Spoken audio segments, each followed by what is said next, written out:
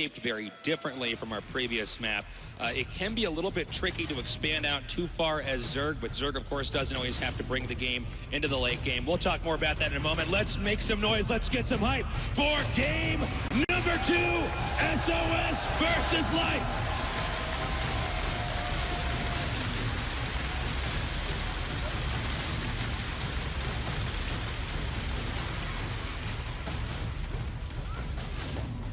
In the bottom right, in the blue, our Zerg player going for a quick spawning pool. Make some noise for Life!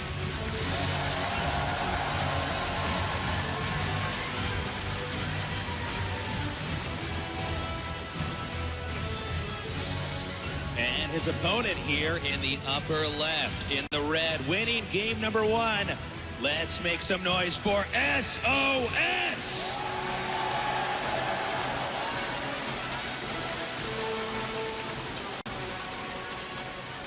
All right, as you already said, Tasos, this is an early spawning pool. This is a spawning pool with just 9 drones behind it, so definitely a very aggressive opening here from Life, but sOs already has a gateway on the way, so will he be able to defend against this? Well, Life definitely shifted gears. I don't know. We won't know for sure until we ask him if this was a premeditated build or if this is a reactionary build to what happened in game number 1. But he is going to go for quick Zerglings out here, and that means it's going to be sOs that is forced to be the defender in this game. Yeah, look at that. Already sees 6 on the way. He knows what he has to do from here.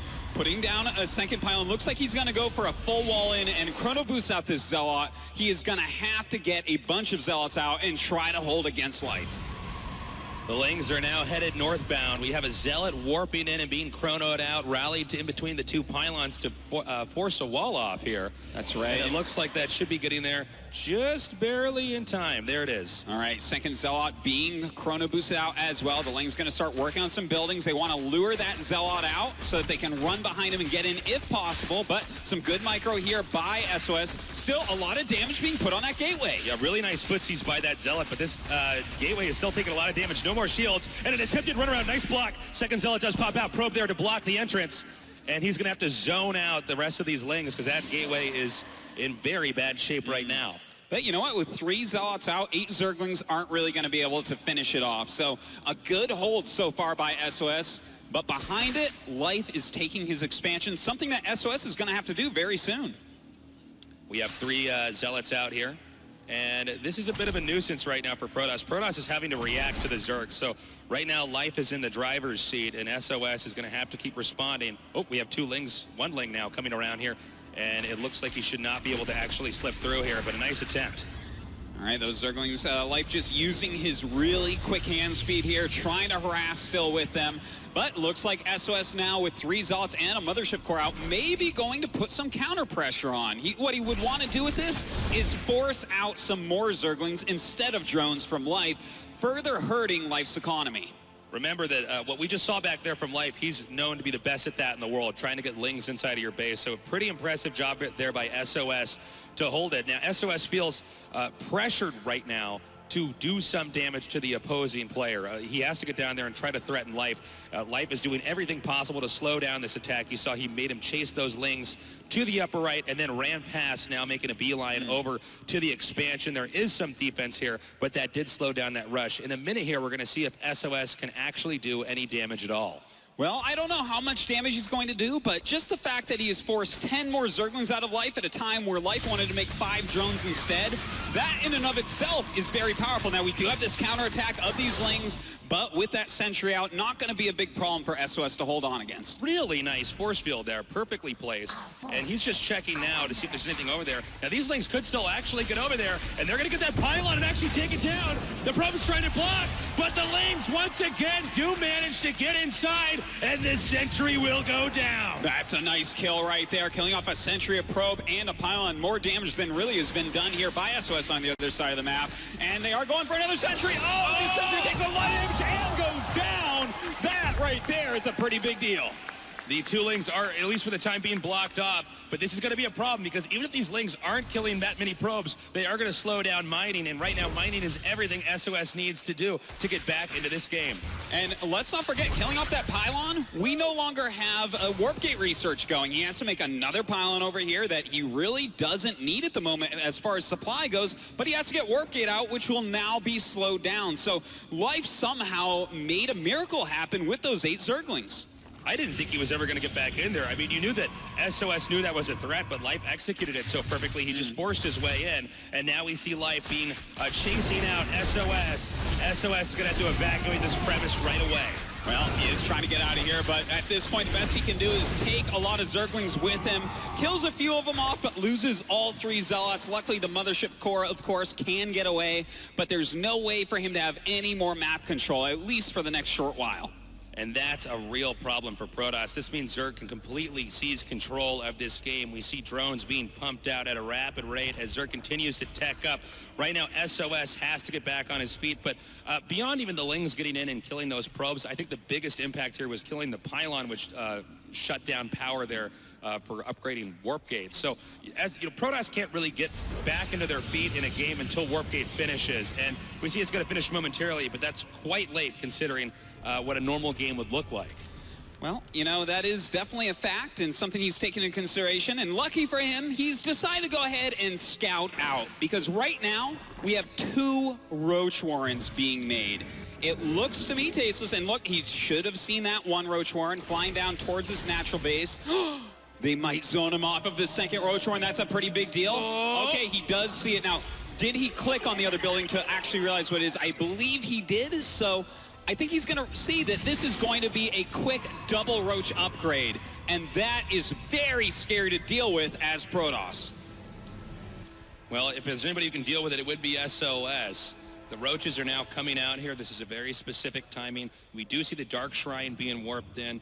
This is what I think most people would regard sometimes unorthodox tech, but when you get into odd positions, occasionally going for Dark Templars is the better move, because if you get them in a bad spot when you have Dark Templars, things can spiral out of control for the other player very quickly. Certainly can. He's trying to scout what's going on, never sees that Dark Shrine despite seeing deep into the natural and deep into the main base. So a really great hiding spot there by SOS. We're going to have to see if Life is ready for the Dark Templars, but the other part of it is, will SOS be ready for the amount of speed, burrow movement Roaches that Life's going to have? It's going to be pretty difficult. Now, when Life is investing in an attack like this, you have to remember that the attack has to do a lot of damage. Usually attacks like this are intended to win the game or cause such a crippling blow that there's not a way to recover.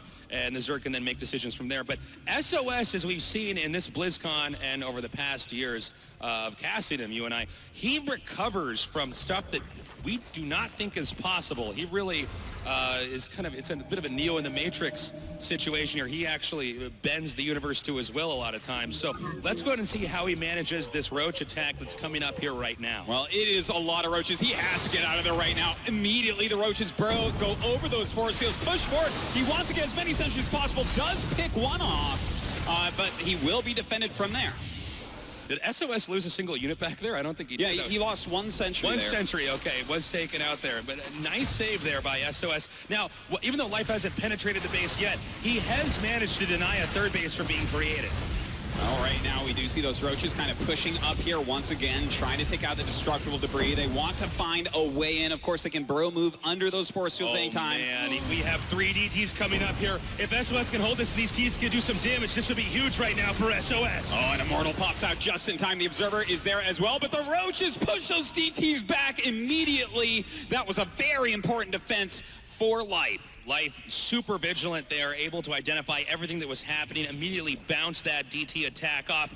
SOS did manage to keep all 3 Dark Templars alive, picks them up for later use in this game. Looks like he's going to see if he can't possibly attack another area. Obviously, the element of surprise is gone, but with these guys multitasking, you can still expect some crazy attacks from something like that. Yeah, I mean, if anyone can find something to do with those Dark Templars, it's SOS. But we now have Spine Crawlers and Spore Crawlers going into each and every base. Look at this. They're going to try to run in and get something done, but with Roaches here, drones as well, not sure they're going to find any real damage.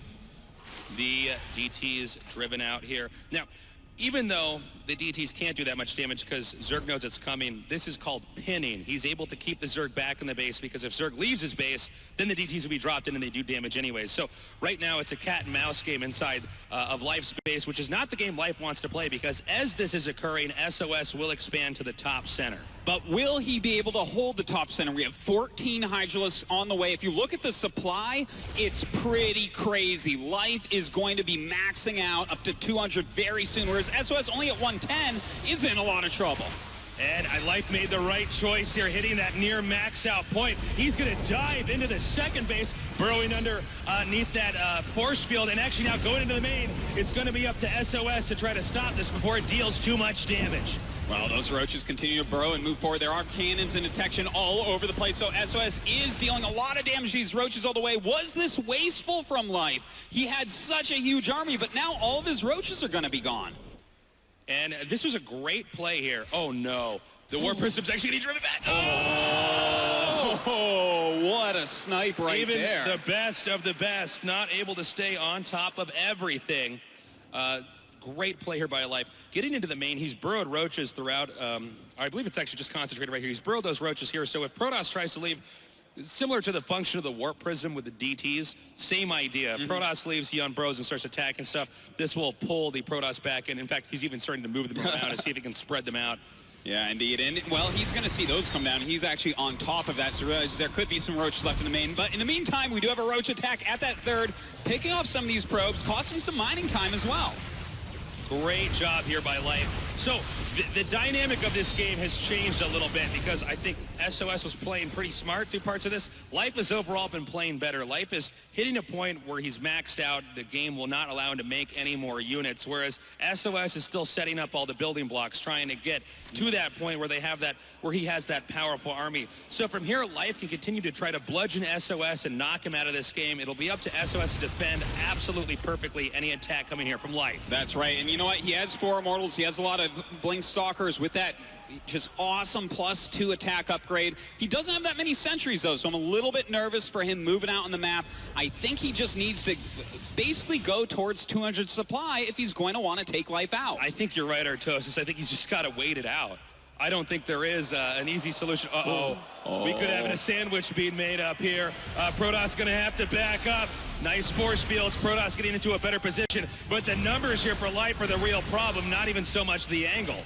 Not even wasting a single force field there is SOS. He knows those are at a premium right now. Life just moving beyond those force fields, getting into position. We do have a Colossus now, but that's a lot of roaches in the front. Some good force fields. Burrow movement going up, going forward here. The Immortals dealing huge amounts of damage and a huge concave of Hydras at the end. Life's continue to attack up into the ramp. The 2 Immortals in the front taking damage, but at the last moment, Life begins to back up as DTs come. Overseers then come back in, allowing Life to re-engage. Oh, and it looks like with no force fields left, with no Guardian Shield left, SOS has to pull back. He pulls back to his cannons, but the Hydras taking out that Cybernetic core. No longer can we see any Stalkers or Sentries warped in, and that is brutal to happen to SOS. Huge problem right now for SOS. He's been locked out of his third base. Right now, Life is just trying to figure out the right moment to actually dive in there and destroy that. SOS has to play. It's a real tightrope walk here. If he overextends, his army dies. If he backs up too much, his third base dies. So Life in a very good position. Indeed he is. He's attacking both at once right now, engaging the army as well as hitting that third base, realizing that he has a strong lead at the moment. It looks like SOS starts to beat the army that's engaging his army, but his third base is in shambles. We have DTs warping in the upper right. Nice blinking here by SOS, but is it going to be enough? Colossus micro back, but more and more roaches and Hydras pushing forward. His Life's numbers seem to be endless. GG! Life fighting back like we all knew he could, taking that second game and tying up this series 1-1.